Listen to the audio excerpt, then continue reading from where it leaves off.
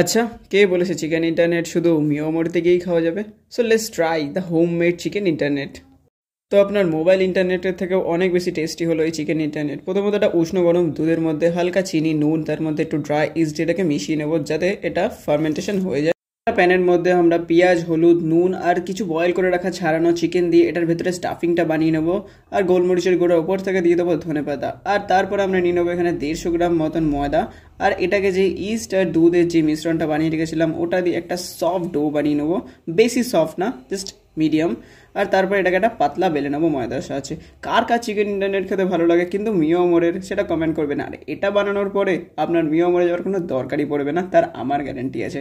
আর তারপরে একে স্কোয়ার শেপে কেটে নেবো কিছু এইভাবে। কতদিনই বা মিও মোড়ের বাইরে লাইন দিয়ে দাঁড়াবেন?